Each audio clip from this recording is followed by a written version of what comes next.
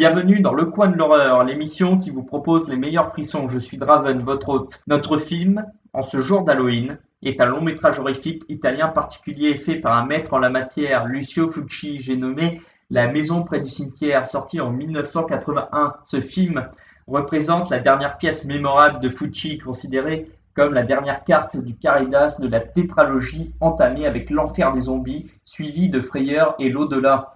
Avant de parler du film en lui-même, il est plus que nécessaire de se consacrer à son réalisateur, Lucio Fulci, passé maître du gore, surnommé le poète macabre, ou le parrain du gore, véritable artisan du cinéma bis italien, de l'horreur, de l'épouvante, du giallo.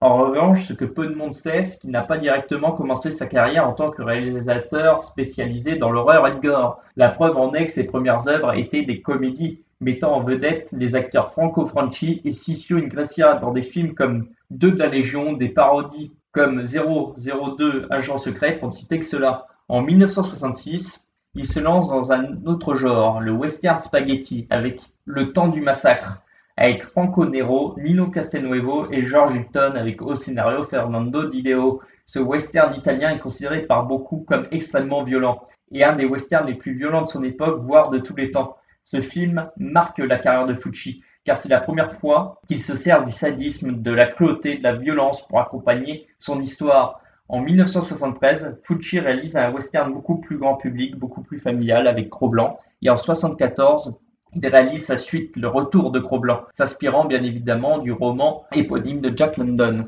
On y trouve les acteurs Franco Nero et Virna Lisi. Ces deux films se soldent par une réussite auprès du public italien.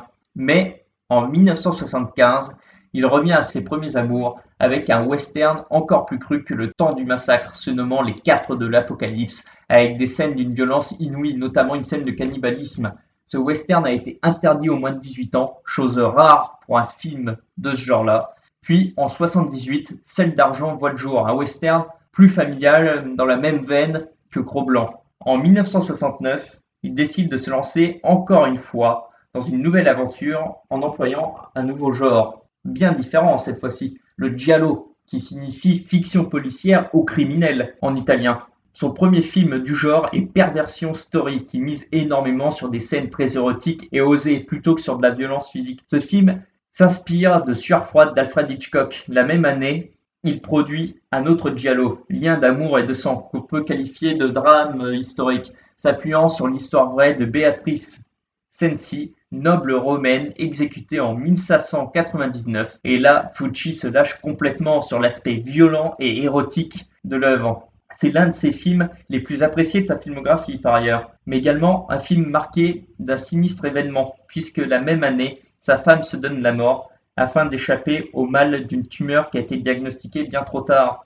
Puis, l'autre année qui suit marque également le décès de sa mère, chose qui a dû énormément l'influencer dans le reste de sa filmographie quand il se consacre à quelque chose de beaucoup plus onirique dans ses thématiques. Mais j'y reviendrai. Dans les années 70, il réalise des films tels que Le Venin de la peur, un giallo extrêmement choquant par sa violence, son érotisme et son côté très onirique justement. En 72, il revient avec un film profondément glauque et morbide, La longue nuit de l'exorcisme, un véritable classique au sein de ses œuvres et très dérangeant. En 77, L'emmurée vivante qu'il conçoit insiste énormément sur l'aspect onirique et psychologique de l'histoire, par le biais d'une réalisation quasi parfaite, sans miser autant sur la violence gore que ses autres films. Je dirais ce qu'il faut retenir de sa période du giallo, c'est qu'il ose un savant mélange onirique, violence, où il joue en accentuant plus ou moins les deux aspects sur un ton très sombre. Ce style unique lui a souvent valu énormément de controverses concernant son traitement de la violence et de la religion, époque à laquelle les gens étaient encore très croyants. Bien, une fois cette présentation effectuée, on arrive à ce pourquoi Lucio Fulci est le plus connu et qui va me permettre de rattacher les wagons avec notre film du jour, L'épouvante, là où Fulci exerce toutes ses cartes avec un certain talent. Ce tournant commence dès 1979 avec un de ses films les plus cultes pour moi, L'Enfer des zombies, film qui fut tourné en République dominicaine.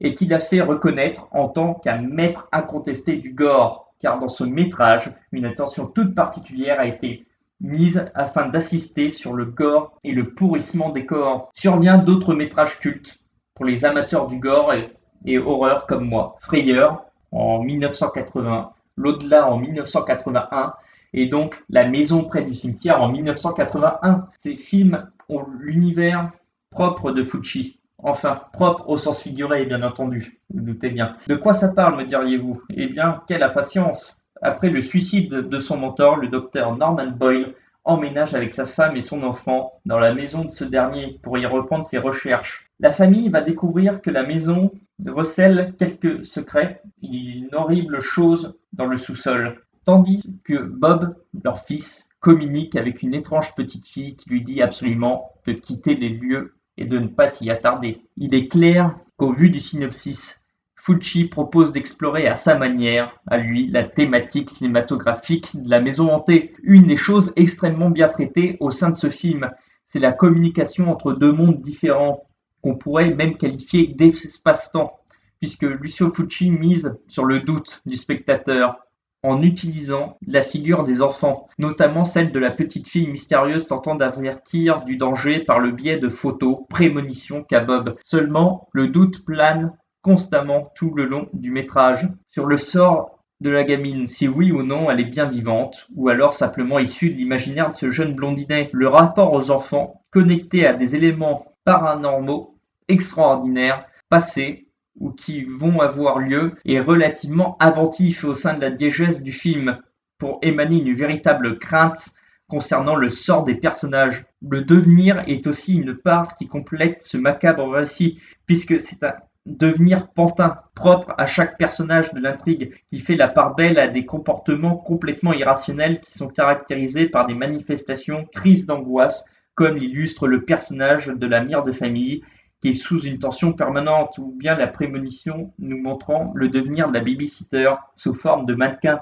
Fucci, à travers son œuvre, nous image le dérèglement de la nature humaine, de sa psyché, de son esprit, de son corps, notamment du délabrement physique conduisant à retourner à la terre, donc à la mort, justifiant le gore outrancier de son film par l'intermédiaire des meurtres et de par sa galerie de personnages qui vont devoir faire face à une menace refusant la mort et voyant donc son enveloppe corporelle pourrir et donc se voyant dans l'obligation de se servir de l'être humain pour maintenir sa misérable condition de vie. Cette menace représente le côté vil et les pulsions les plus sales de l'humain. Ce que j'ai beaucoup aimé dans la réalisation de Fucci, c'est l'étroit parallèle qu'il établit entre la vie et la mort, puisant allègrement dans une inspiration qui lui est très chère en la personne d'Edgar Allan Poe.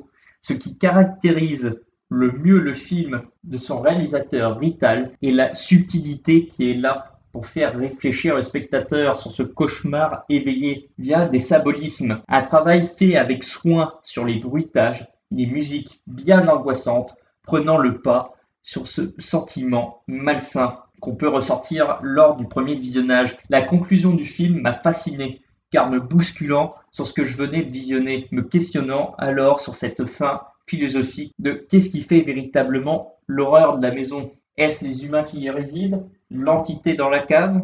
De par ces réflexions que j'ai eues durant mon visionnage et même après coup, que j'ai compris ce que Fucci voulait faire. Il voulait venir titiller la corde sensible qui était en moi au niveau du spectateur et me pousser clairement à une réflexion sur ce qui fait véritablement l'histoire de ce film. C'est là où c'est vraiment très intéressant. Il nous laisse maître de notre pensée, contrairement à certains films d'épouvante, d'horreur, où on va nous mettre une intrigue en mode binaire. C'est comme ça qu'il faut penser. C'est mon film, je l'ai conçu comme ça. Regardez les plans que j'ai faits, que j'assiste bien sur un objet, machin. Non, là-dessus, c'est beaucoup plus subtil. Chaque élément, chaque symbolisme dans la maison près du cimetière est sujet à l'interprétation. Et je pense que c'est en grande partie dû au côté onirique du film, ce parallèle entre la vie et la mort. Et je pense que Fucci l'a justement mis de manière un peu inconsciente par moment pour symboliser ce que lui ressentait réellement concernant la perte d'être cher, ce qu'il a subi du coup par la perte de sa femme, par son suicide, la disparition de sa mère.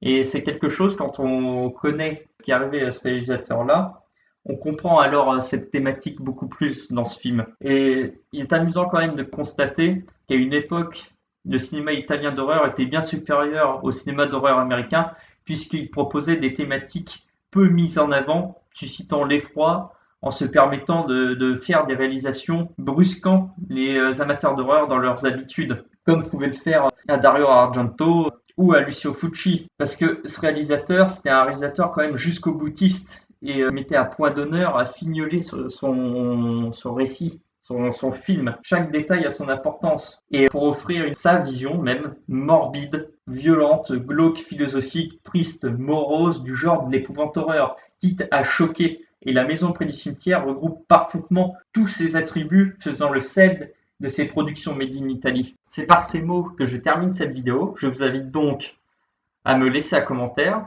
J'aurai grand plaisir à échanger avec vous. N'oubliez pas de mettre un like sous cette vidéo, à vous abonner pour suivre les futurs contenus. Je vous souhaite à tous un très bon Halloween. C'était Draven. Salut!